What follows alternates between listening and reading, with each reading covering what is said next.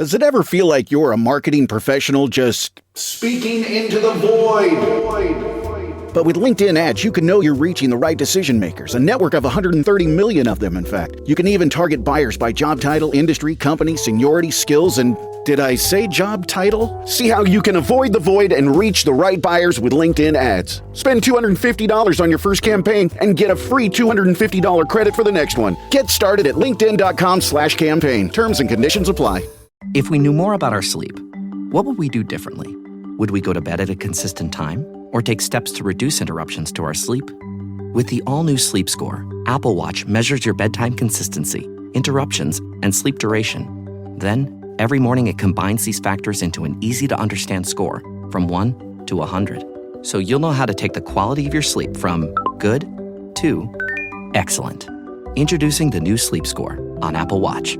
iPhone 11 or later required. The family that vacations together stays together. At least, that was the plan. Except now, the dastardly desk clerk is saying he can't confirm your connecting rooms. Wait, what? That's right, ma'am. You have rooms 201 and 709. No, we cannot be 5 floors away from our kids. The doors have double locks. They'll be fine. When you want connecting rooms confirmed before you arrive, it matters where you stay. Welcome to Hilton. I see your connecting rooms are already confirmed. Hilton, for the stay. Welcome to the New Books Network. I'm Chris Holmes, and this is Burned by Books. Here you'll find interviews with writers you already love, like Jennifer Egan and Rebecca Mackay, mixed in with up-and-coming voices like Alexandra Kleeman and Rumaan Alam.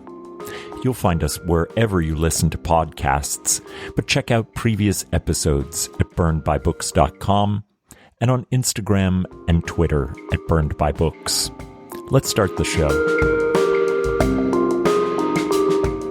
Ruth's upbringing in Pawtucket, the only daughter of a family recently emigrated from Kenya, is one where suffering is always at the heart of any conversation.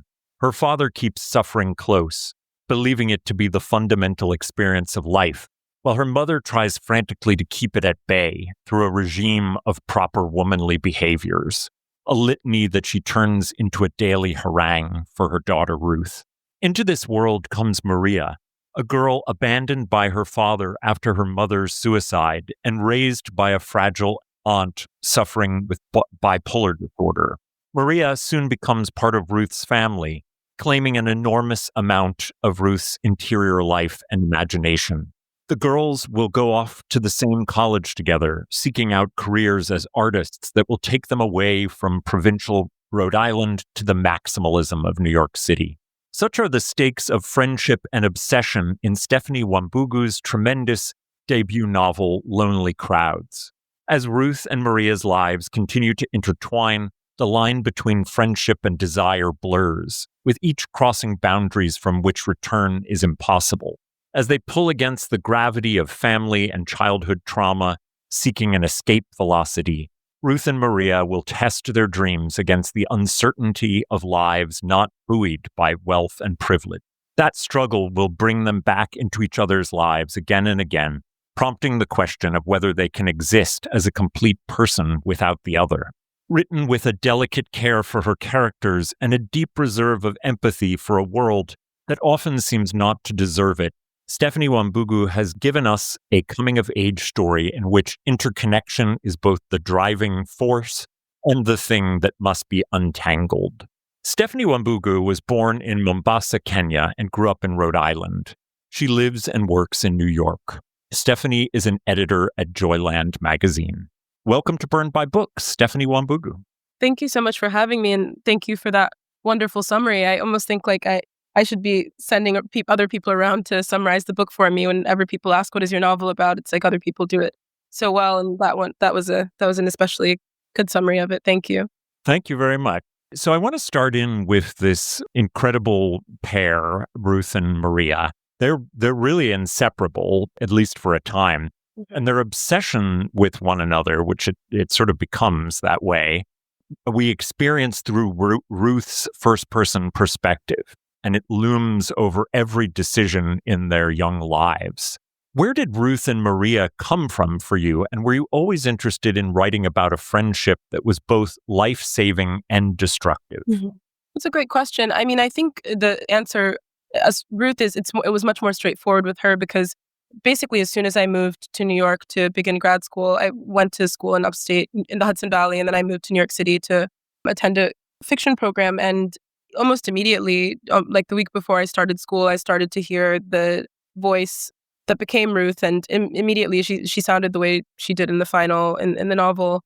And she always seemed older to me. She seemed to be like to have come of age in a time that had certain parallels to the time that I grew up in, and certain like the relationship between like racial reckonings in the 90s and how that affected the art world and made it had caused this desire to like what we take for granted now is representation mattering. I keep thinking about the fact that, it's legible to basically anyone to say like it's important to have representation. And if you go to a museum, it should represent the variety of, racial groups and genders and, nationalities that exist in any given like city or country. But I think that wasn't, I don't think it can be taken for granted that was an idea that had to be thought of and circulated and like normalized. And I think that she was coming of age at a time when those things were happening for the first time. And I think I was coming of age when there was sort of another reckoning in the late 2010s after Black Lives Matter and how that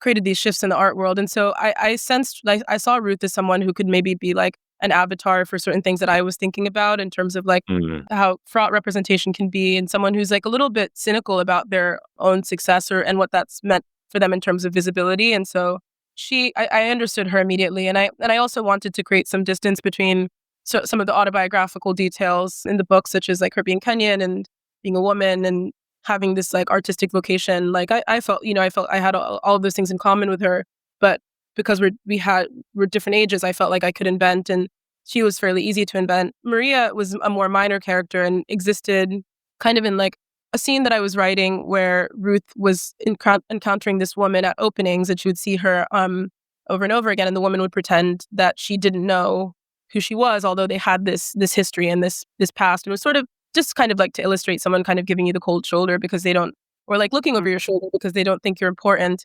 And I thought, actually, I'm more interested in how you can shape a personality and a narrative by having I think that you need to do that relationally. And so I thought like there's no better way to do that than to have these two people kind of like sort of like twins, grow up with the same circumstances, have the similar trajectories, and kind of inform one another's personalities so that you understand one by understanding the other and by seeing their contrast. And they're like foils in a really traditional way. So the more I wrote Ruth, the more I wrote Maria, and vice versa. So since you broached the question of art and representation, I'm going to move to a question I had about that. So Ruth, becomes a painter and pursues that line of study and later seeks to become a professional with a fellowship back at Bard where she went to school. And Maria is a filmmaker. And these are not jobs of typical economic security. And it's clear you wanted to represent the difficulty in choosing an artistic life when you come from a place of little economic privilege. Yeah. And this is in contrast to James, Ruth's college boyfriend, who's Black British and from serious money. And Ruth sees how little he needs to worry about establishing financial security for himself. So what are you doing with art as a career and the place of privilege in that choice? Yeah. I mean, I think that now there's increased attention, at least is in terms of like what I've been reading about the class disparities in art and how both like, I think I read an article about it in the United Kingdom, but also in the United States, no doubt, like most people who become artists come from middle class or upper middle class backgrounds because like, as you say, there's so much precarity. And I think even like succeeding once or having the markers of professional success they have, like I think I wanted both women to have these sort of like pivotal moments in their careers that you get to witness and then have the ascent sort of happen in the background. And Ruth has this fellowship she receives, and I guess that's not really spoiling anything because in the beginning of the novel, she's ultimately teaching at Bard again. But Maria has a more rapid ascent, and her star really is rising quickly. But you see her at this opening that seems to be a very important opening, and it was loosely based on the '93 Whitney Biennial. And I think I wanted, at least when I was writing those scenes, I think I hoped that by the time someone arrives there, they really see how far these women have traveled from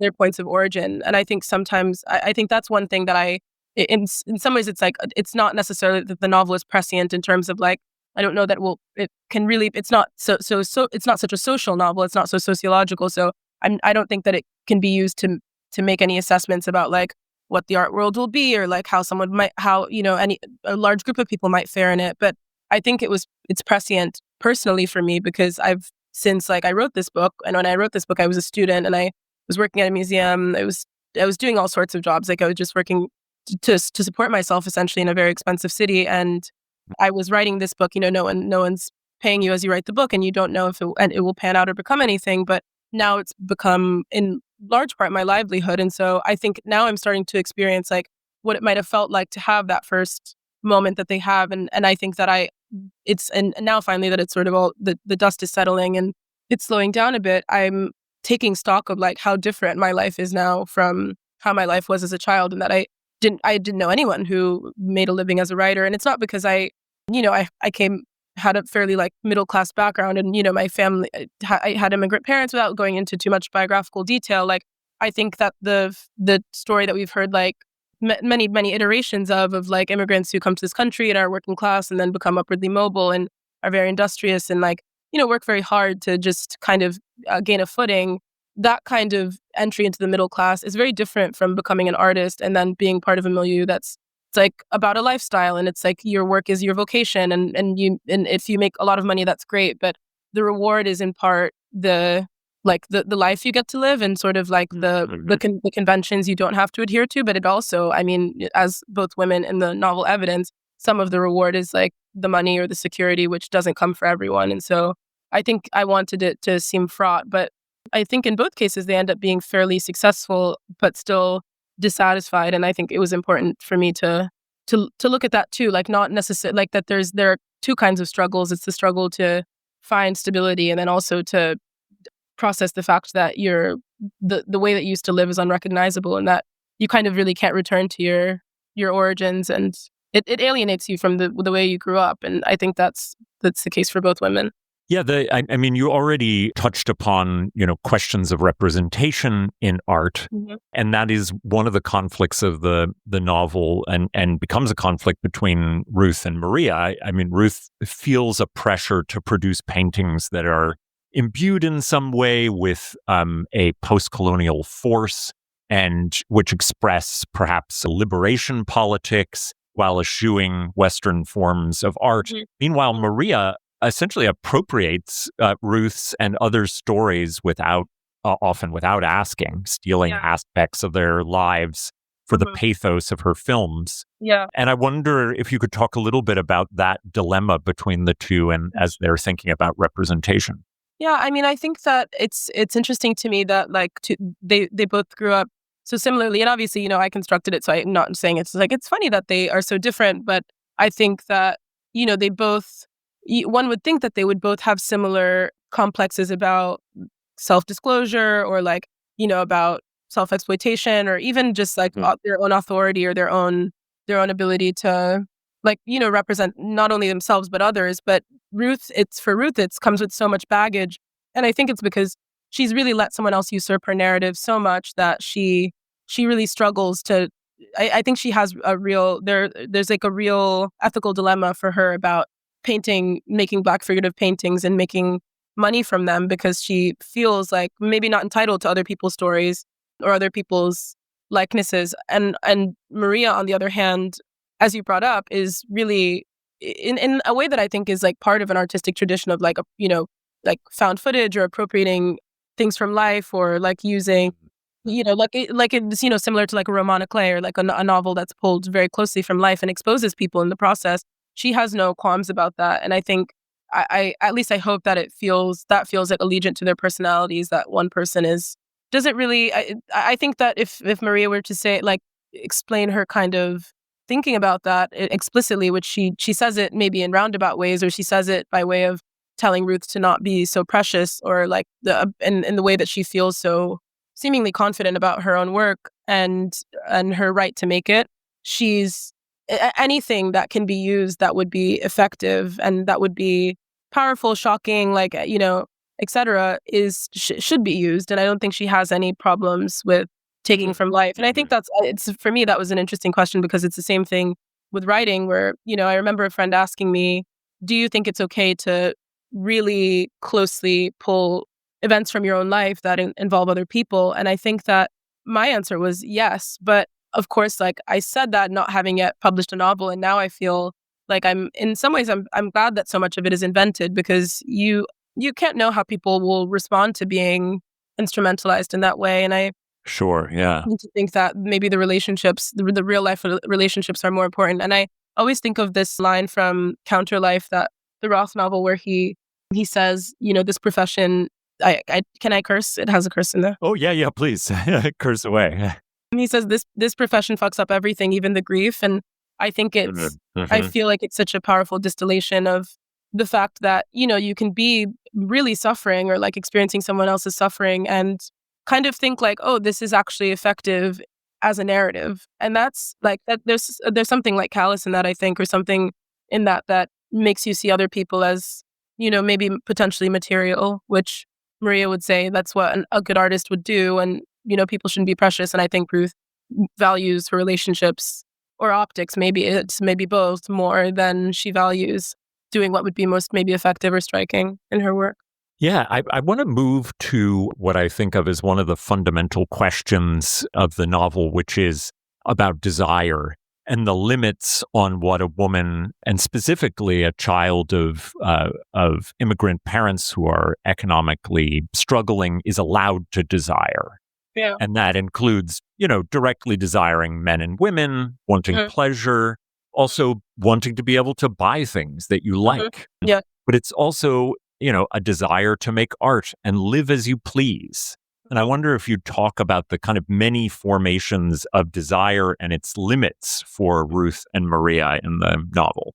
Yeah, it's a great question. I mean, I think that because both of them are, it's by their adult lives, they're not really religious anymore, but they're raised Catholic and they attend Catholic school throughout their lives. And I think it's really, for me, at least when I left home, like I grew up religious, although I don't think that my childhood was that insular, and certainly wasn't as like repressive as this one. And obviously it's just not about me anyway. It's invented, but I think that it took a while for me to realize that like not everyone actually had grown up with the religious framework that I had, and that not everyone had a problematic relationship to desire or found it sort of suspect or like found, I think, pleasure suspect. And I attended a talk at the Buddhist Center in London, and the man who was speaking, or like when the interlocutor said that we in Christian traditions, or like you could say like in the United States, where it's like largely the culture is informed by being majority Christian, pleasure is, or like suffering is valorized, and suffering is seen as actually a good thing. And it's, I think it takes it's really difficult to imagine yourself outside of that idea once it's been handed down to you. And I think that Ruth really internalizes this idea that to want something like that, it's maybe even, it's actually wrong to have your desires fulfilled, or there's something about it that would be like, there's something edifying about suffering and not getting what you want. And so it's understandable why someone who really internalizes these ideas and feels a great deal of shame for wanting things would then pursue someone so unattainable. And, I think, I'm still starting to think of it now. And like, I think so many, you do so many things, like, people, you go to psychoanalysis, like you try to like, maybe making art is part of that, about like indulging certain desires, like just doing all of these things in order to just convince yourself that it's okay to desire the things that you do. And I think, and you talk about Ruth's parents' religiousness, and specifically her mom has this. It's so well described in the book.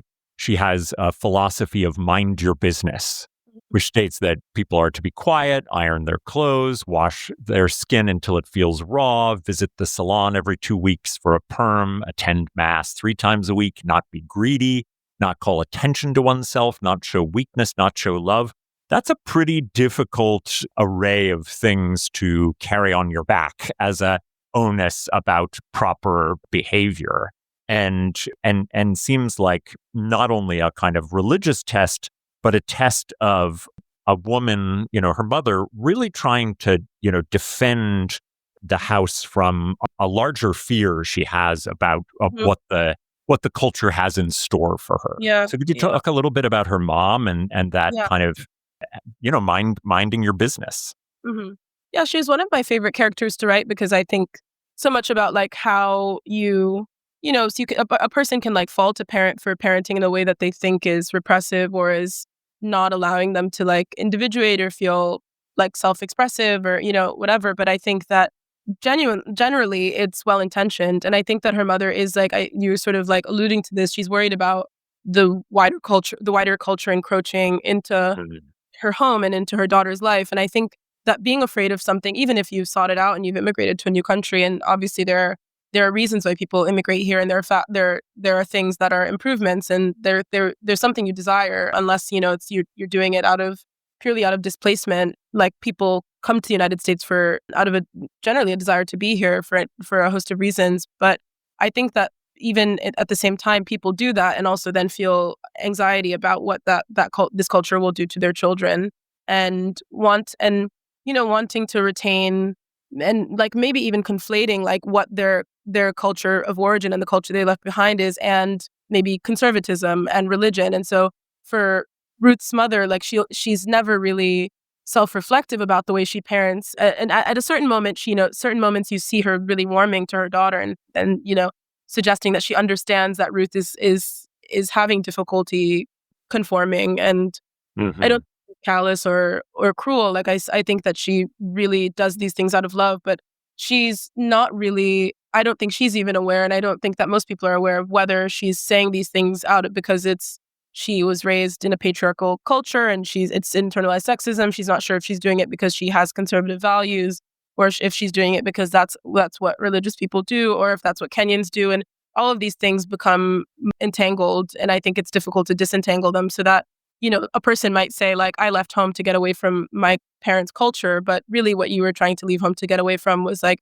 generally conservative attitudes and outlook, which actually maybe we're not so out of step with the area where she grew up. We were talking before we started recording about me growing up in Pawtucket and around Pawtucket in Rhode Island, and growing up in a small, fairly like insular working class suburb. It's like, it was more conservative, although it's in a blue state. And, I think there were really wonderful things about it and how diverse it was, but like it's completely, it's night and day with how my friends who were raised in major cities or raised by, even raised like in countercultures or like in more like in a more bohemian way, like how they grew up and the values that surrounded them. So I think it's, on one hand, she's worried about the wider culture encroaching, but actually it might not be so different from what she's wants for her child. This episode is brought to you by Nature's Bounty. Nature's Bounty believes your body is brilliant, naturally designed to thrive, inside and out. For those always looking for new ways to support your health from head to heels, Nature's Bounty has a range of over 400 vitamins and supplements born from 50 years of trust and care. Nature's Bounty. It's in your nature. Visit naturesbounty.com to learn more. With new, gentler scented Clorox disinfecting wipes, clean finally smells as good as it feels. On everything from lamps to ceiling fans. Even on your kid's toy shark. Oh, ouch. Clorox disinfecting wipes. Now available in crisp lemon. Find it on Amazon. Clorox. Clean feels good. Hi, I'm here to pick up my son Milo. There's no Milo here. Who picked up my son from school? Streaming only on Peacock. I'm gonna need the name of everyone that could have a connection. You don't understand. It was just the 5 of us. So this was all planned. What are you gonna do? I will do whatever it takes to get my son back. I honestly didn't see this coming. These nice people killing each other. All Her Fault, a new series streaming now only on Peacock. When cool, creamy ranch meets tangy, bold buffalo, the whole is greater than the sum of its sauce. Say howdy, partner, to new Buffalo Ranch sauce. Only at McDonald's for a limited time. At participating McDonald's. Yeah, that's such an interesting thing. I didn't think about that paralleling at all. About a quarter of the way into Lonely Crowds, I realized that I was in campus novel territory. Mm-hmm. Ruth and Maria go to Bard to be artists, and they find a campus full of mostly the elite and the privileged with some racial diversity, but very little economic diversity. Yeah. Mm-hmm. I think it's a real challenge to set a campus novel at a real college. And I thought you were quite brave to do it. And I wanted to know about the challenges of representing Bard and whether you feel like you were drawing on any particular traditions of the campus novel in trying to think through Ruth and Maria's place at Bard. It's a good question. I mean, now it's funny because I think at the time I was reading many campus novels, but the campus novels that I read and thought about, it's almost like school is happening in the background. One of my favorite, it's a novella, but it's about someone at university. Is it pronounced Stefan Zweig? The novel Confusion. Yeah. Mm-hmm. Yeah, which I love. And I think it's, he's at university and the idea is that his father sort of pulled him away from the school he was attending because he wasn't attending class and he was sort of, I think, in danger of failing out, and puts him in this new environment. And he's so enchanted by this professor whose class he walks by that he falls into this, what is potentially a romance, or like the subtext might be that it's romantic, but is a student-teacher relationship, like colored by deep devotion. And I think what's interesting about it is that you get some of a sense of what the school might be like, or like what maybe the homogeneity of the school or the insularity of it, or I can remember a little bit about the university is the point I'm making. But what I really remember is the relationships that being at the university occasioned. And so I think that there's a bit of description of Bard. And I mean, I know Bard because I went there and I know a little bit about its history just from, hearing about like in a sort of like, in like an oral history of the college, and how, when you go to a school like that's a small school that has a kind of, I think that when you say Bard, people have these connotations of the school. And like, I think sure. The Sopranos and how Dr. Melfi's son goes to Bard, and that's kind of like a euphemism for him sort of being like a layabout and sensitive or something. And I think that's amazing. Like, what did you say? That's amazing. Yeah, and I think I think that I went to school with a lot of serious people and I got a really good education, but I am aware of like the connotations when someone mentions Bard, and so I think some of it is like that's self mythologizing, and I think that people at Bard like on some level like that, and that's what it's what attracted them, and that's why they went to the school. Some people probably went not knowing that kind of about its history or what it kind of represents culturally, but I think, a number of people went for that exact reason. And so I think that I now look back and I think it was such an like enchanting and in some ways idyllic place. And that can't be separated from the fact that it's a very expensive school. And like there is, that it is stark to encounter the kind of wealth you might encounter there. And I think when you're having a really beautiful moment, or when you're like really feeling like immersed in your education, or like you feel stimulated by the people around you, and how beautiful it can be, and how it's like this kind of enclosure that's like, it's unlike any other place I've been in the world. And I loved that about it. But then I think sometimes you sort of peer over you peer over like the edge of it. I actually don't really know how to put this, but you have this sudden awareness of the fact that all of that is constructed and all of that is available to you, and it's not available to any number of other people. And so, it's like anything, even as you enjoy like a luxurious or exclusive experience, you sometimes have this, like, I think a wave of guilt or ambivalence, or like, mixed feelings about, what it means to enjoy that, maybe not really at the expense of other people, literally, but in some ways, you have, some people have resources and others don't. And I think that I'm aware of that now. And anyway, I think that I tried to share details about Bard that I thought were funny and that were captured like some of the how strange it could be and how strange it was and how unlike any other place it was to me. But also to just make it to not feel like I had to share so much detail, or just share the relevant details that would allow the relationship to be the most important part of the book, the relationship between Ruth and Maria. So while this is very much a novel of the Northeast in the U.S., we have a brief departure to Kenya when Ruth and her mother go for what gets called a 2-week vacation. And Ruth will meet her uncle and cousins. But I felt as though you were very purposefully keeping Kenya lightly drawn. And I wonder if you were trying to give us a sense of how Ruth would have experienced Kenya inside the homes of family and not as an, exotic-sized vacation travel place, but as a place where you would go and have a very particular experience of, her mother's home. Yeah, I mean, it's also I'm happy that it came across that way, because I think that, when you go visit family, or when you the occasion, you maybe call it a vacation, but it isn't a vacation. You're going because there are things to attend to, or in this case, there's been an emergency. It's revealed, and so you tell a child, we're just going for a trip, and it's meant to be pleasurable, but really it can be a really fraught return, and it can be a return that's dominated by just seeing people and catching up with people and attending to the matter at hand. And so for Ruth, it's really she's seeing these things in a kind of oblique way, or she's getting snatches of conversations, a conversation between adults, or certain pieces of information from her mother that she's actually not really, that's not age appropriate, about why they're there and what going home maybe means to her mother. But it's not a trip that's meant to be she's not going on safari, she's not having a luxurious time, it's not actually even pleasant. It's unclear if it's fun for anyone involved. It doesn't seem like it. No, it's not. And I think it's not tourism is the point, was the idea, is that the trip had a very clear utility. And, I think because it's so expensive to go back, and they were working class, and because it's so far away, and because they're beginning already to feel dislocated from the place they're from, the trip is fraught and short and confusing, I think, especially for a child. And so I wanted to depict it that way. Yeah, we really feel that, I think.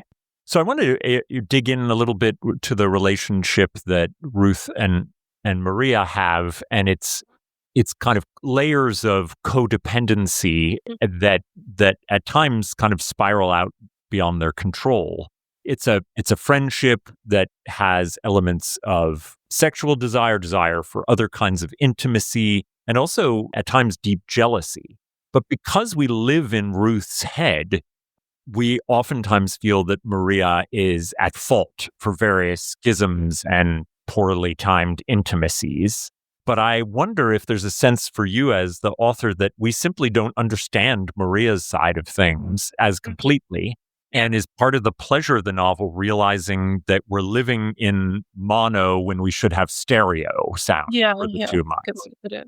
Yeah, I mean, I think that I hope by the end you realize that Ruth's subjectivity is fraught, and that she doesn't, just as there are painful things happening to Maria that are destabilizing and shape some of the ways that she's maybe falls short as a friend or as a spouse, or there's a fairly clear sense of why she might behave the way she does, but because Ruth is processing it as erratic behavior or an ungrateful behavior, she's not really given. We do find her at fault, and I think we see her as. I think there's a part of the novel where they're watching a student film, and she sees and Ruth says that she sees it's a couple arguing, and it's a reenactment of a couple's argument, and the man is he's really berating the woman he's speaking to, and he's being very cruel to her, and you get the sense that it's verbally abusive, and it has really escalated. And Ruth says that you have the feeling watching that argument that you actually, in spite of the woman being mistreated, you sort of root for the man because he's dominating her. And because I think sometimes it's that's what's effective about an anti-hero, or about someone who's behaves badly. And I think that sometimes you actually begin to identify with the more powerful person, or the seemingly powerful person. And I think that's what's seductive about Maria. But I think we get that impression because Ruth's narrating this and she feels at Maria's mercy. But I think that there's hopefully it's ambiguous in that Ruth has more resources than Maria does. She has an intact family. She has all of the opportunity that Maria received. She gets the very same education. She gets the it's suggested that like they're, equally attractive, that one is not actually all that more attractive than the other. And you get, there are people in the novel that suggest that to Ruth. And so you wonder why she feels so beleaguered and why she feels like she's really is being victimized by this person. And I also think that ultimately, like it's hurtful for someone to want to end a relationship or not want to be as close to you as you'd like to be with them. But everyone retains that right to at any point say, I don't want to be that close to you. Or I actually want the nature of our relationship to change. And I think in a way, Ruth's not allowing Maria to do that and not allowing her the ability to like individuate and go off on her own without feeling this like guilt or feeling like that's callous thing to do is unfair in its own way. And it's that it's like they both are aggressive, but I think they're sort of aggressive in different ways, or maybe they inflict pain on one another in different ways. Ruth by making impossible demands, and Maria by consistently failing to meet them because maybe they are impossible demands. Yeah, that's a great way to put it. The novel I couldn't get out of my head when I was reading Lonely Crowds was My Brilliant Friend, the first of Elena Ferrante's Neapolitan novels. That novel, too, features an all-consuming friendship that is centered around the desire to make art and to escape the poverty and violence of the two girls' past in post-fascist Italy. I wonder, was Ferrante on your mind? I had started the novel already when I read My Brilliant Friend for the first time in a seminar at Columbia. And then because of the overlap in subject matter, I didn't continue the series because I thought it would loom so much over the writing. But now I think is the time for me to finish it. But I mean, of course, like I think that what I found striking about that, like the first one in the series, is that like history and like social changes they kind of like they permeate the narrative even when they're children, and you get a sense of what's happening politically and historically. And that it's so impressive that she can do that through the lives of children or through the points of view of children and like depict these social shifts and like write a social novel that's ultimately like friendship is the container for it. So I mean, I was really impressed by the first book, but I didn't want it to loom so much over my writing, and so now I'm actually it's an indomitable series. It's hard to avoid once you've read it.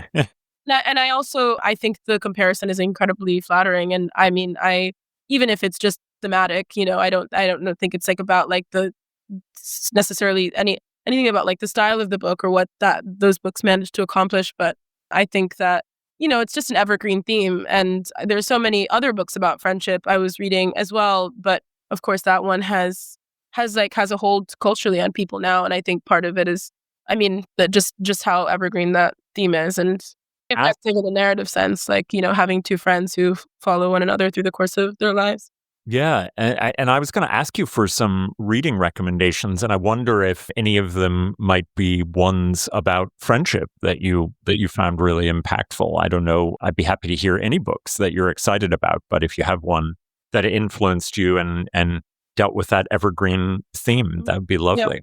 Yeah, I mean, thinking about it now, I'm Do Everything in the Dark by Gary Indiana, which it's going to sound ridiculous to call it a book about friendship because everyone in the book hates one another, and it's like romantically, and you can fairly easily make out who the people are. And like I would say generally like most of the friendships are antagonistic, if not like, I mean, they're just like dysfunctional friendships. But I think that what's really wonderful about that book is that it has like these sort of, some chapters are longer than others, but it follows a different person in each chapter. And so you kind of get this, like there's like something like polyphonic about it, and by the time you get to the end, you have a sense of like a social circle or like a people living at how people lived at a particular time. And I think that that's something that I wanted to do in this book, despite the fact that it's not you don't have the same effect because it's all processed through Ruth's point of view, and so even what people say is sort of colored by her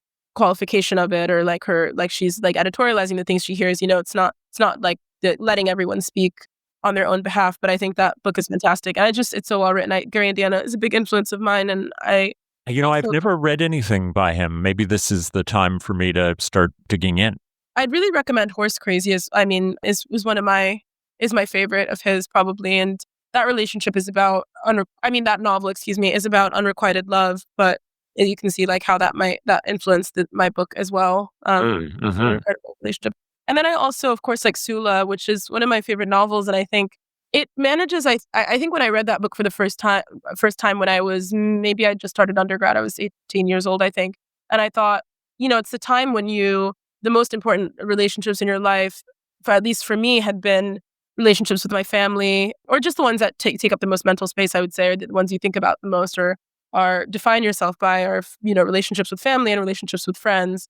I don't think most people have really consequential or meaningful romantic relationships until they're a bit older than that. And so when I read, but you sort of spend your whole life, I think most people spend their whole life waiting for the romantic relationships that will be meaningful to them.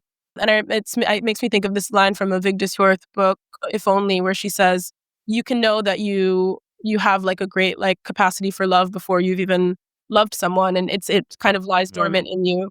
And I think that that's the feeling you have maybe when you're on the precipice of like, when you're a teenager and you're on the precipice of like young adulthood, and you have this sense of like, it could happen tomorrow, or like, I know I have this desire, but it's just not been realized yet. But anyway, the point I wanted to make is that when I read Sula, I thought, actually it's possible that the relationship that can define your life the most, it can be a friendship, and it can be as catastrophic and devastating as, a marriage in the case of Sula, where by the end, you just think what Nell and Sula had is actually much more important than a marriage, or at least for them, Yeah, absolutely. It's the most consequential relationship. And so I think that book, I return to it as a model. And I think it's just, there's not as much language for what the kind of devastation you feel when you lose a friend or when friendship fails in certain ways. It's more taboo, I think, to talk about those things.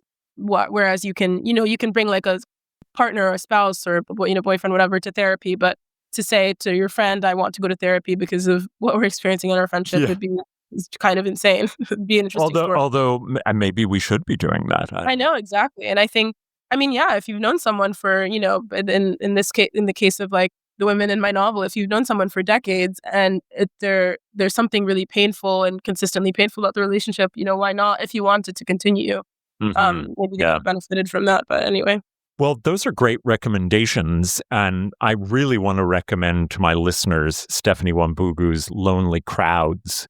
It is a meditation on friendship that comes to be that most important, most foundational thing in the lives of two young women artists. And that importance is both a powerful propulsion into their adult lives and also something that can be dangerous and destructive at times. But it's beautifully written and a wonderful debut. And it was such a nice thing to get to talk to, Stephanie. Thank you so much, Chris. This was wonderful. I really appreciate it. Thank you.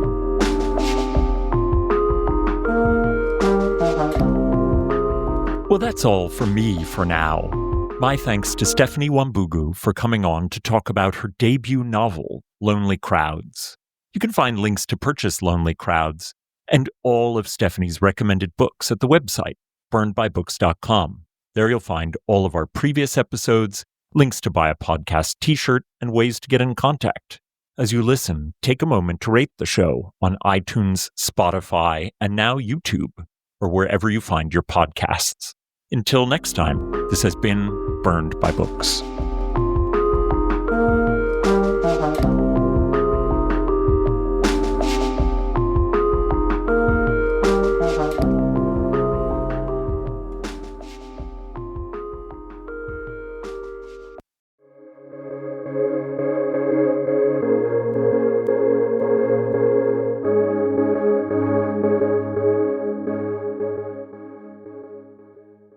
Hey, Ryan Reynolds here, wishing you a very happy half-off holiday, because right now Mint Mobile is offering you the gift of 50% off unlimited. To be clear, that's half price, not half the service. And Mint is still premium unlimited wireless for a great price. So that means a half day, yeah? Give it a try at mintmobile.com/switch. Upfront payment of $45 for 3-month plan, equivalent to $15 per month required. New customer offer for first 3 months only. Speeds slow after 35 gigabytes if network's busy. Taxes and fees extra. See mintmobile.com.